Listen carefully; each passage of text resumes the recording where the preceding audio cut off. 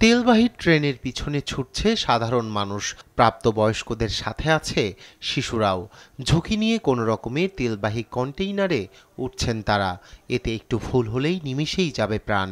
কিন্তু কিছুই করার নেই, কারণ গেল 2 মাসে দক্ষিণ মেক্সিকো থেকে যুক্তরাষ্ট্রের উদ্দেশ্যে ছেড়ে যাওয়া এটি 6ষ্ঠ ট্রেন।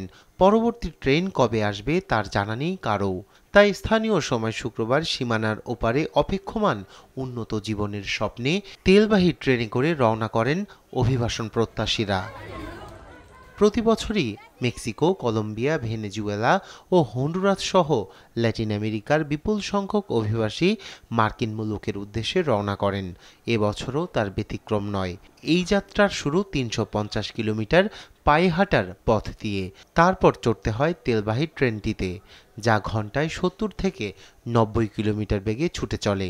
মেক্সিকোতে থাকার কোনো ইচ্ছা নেই বলে জানান অভিবাসন প্রত্যাশীরা। আমাদের আরও ৬০০ কিলোমিটার পথ পাড়ি দিতে হবে। আমরা আমাদের CPP-1-এর অপেক্ষায় আছি। আশা করছি সরকার ও জাতিসংঘ আমাদের দিকটা বিবেচনা করবে।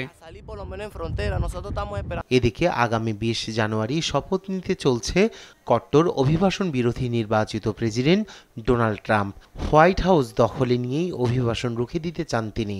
তাই ট্রাম্পের প্রত্যাবর্তনের আগেই যুক্তরাষ্ট্রে ঢুকতে দুশ্চিন্তার শেষ নেই অভিবাসন প্রত্যাশীদের।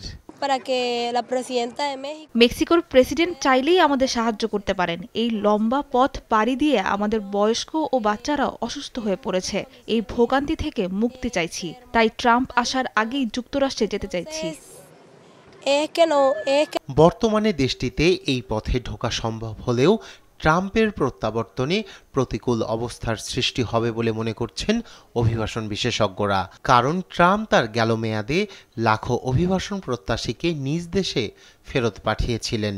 সেই আতঙ্কই জেঁকে বসেছে সবার মাঝে। নিউজ ডেস্ক, দেশ টিভি।